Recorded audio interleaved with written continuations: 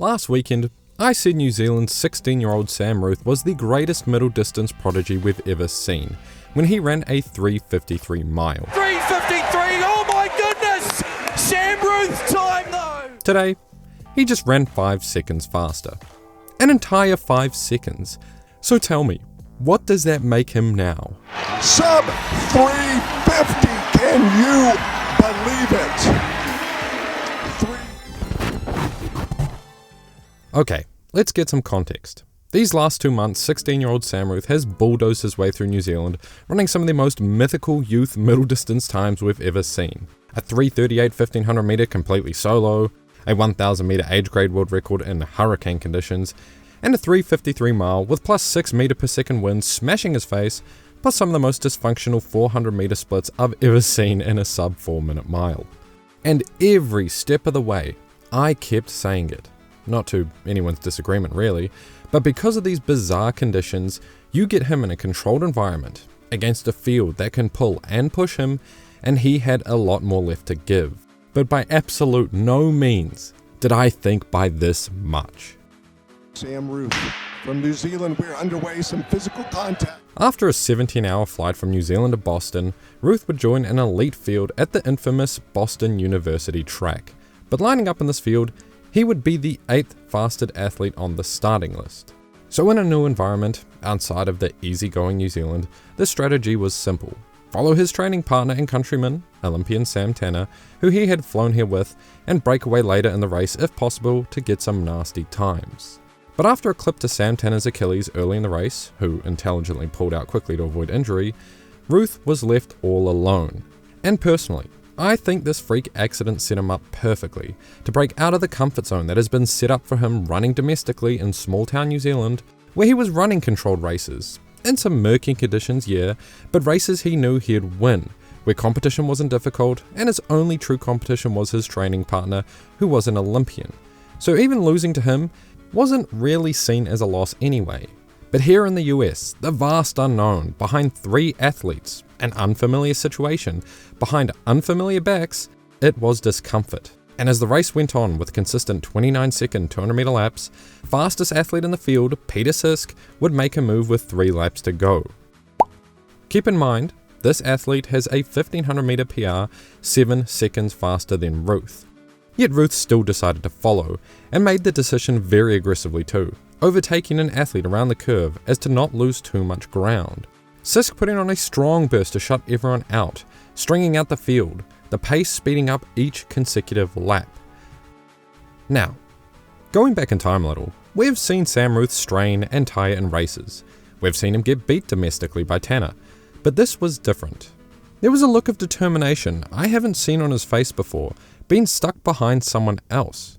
He wanted to fight for this win, and with around 100 meters to go, he makes his move, overtaking, creating a gap, and fighting to grow it with every step, into the time we've seen across headlines over the last 24 hours.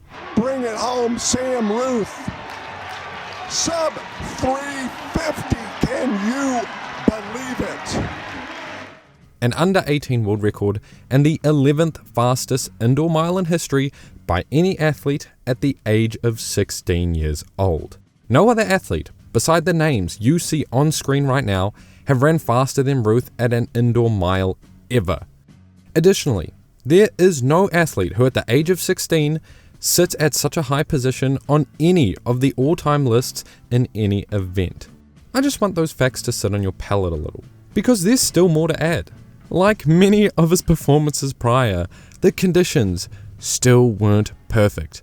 This performance coming a couple days after a 17-hour flight to the States, and Ruthe said himself in a post-race interview, he can go even faster. I feel like this track in the field made it so much easier.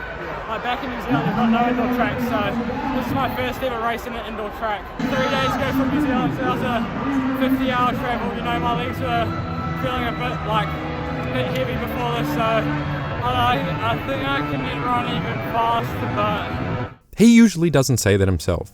Usually it's me saying it for him. What a truly frightening statement.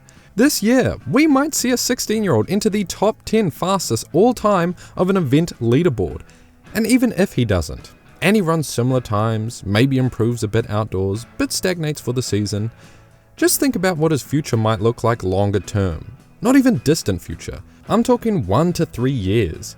How fast will Ruthe be in that time? It's unimaginable. I know you know my opinion because I was saying it 2 videos ago. I already thought he was the greatest middle distance prospect to ever touch the track.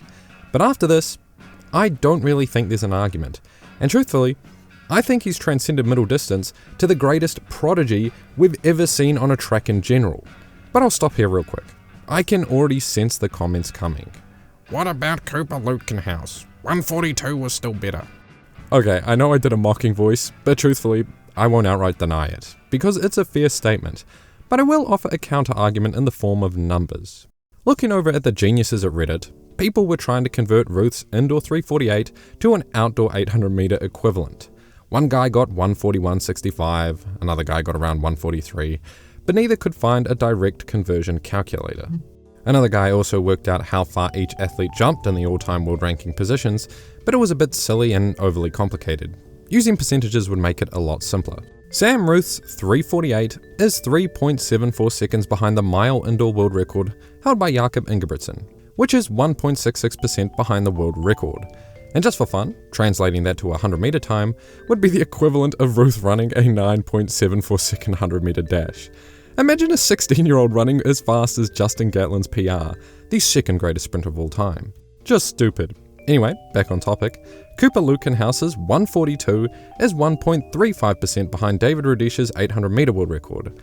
So, simply looking at percentages, Lukenhouse holds the better singular performance, which, I said, I do still agree, and it's the greatest performance by a 16-year-old athlete ever in the sport so far. But as I've had to say time and time again, when you bring up what Ruthe is capable of across the board, to me, he's just simply better. Although I was very impressed with Lukenhouse's indoor opener the other weekend, where he ran 145, his fastest indoor time ever. And just for fun, converting Sam Ruthe's indoor mile time to the 1500 meter turns into around a high 331, which going back historically would have won gold at 15 of the 20 World Athletics Championships in the outdoor 1500 meter. Because again, keeping in mind this was both an indoor mile time and his first indoor race ever.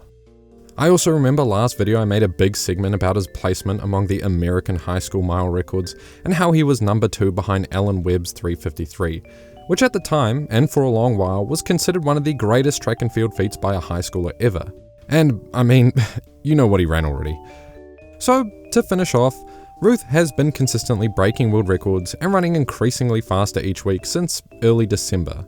Which leads me to asking you this question. Does he continue this trajectory heading into this year? Surely it can't just keep going up. My prediction is since he started so early, he'll probably stagnate a little earlier than everyone else. But what do you think? Because even if he does slow up for the year, he's still going to be trouble at the under 20 level. And again, just thinking of his long-term future, I don't know. We've never seen anyone this fast. See you next time.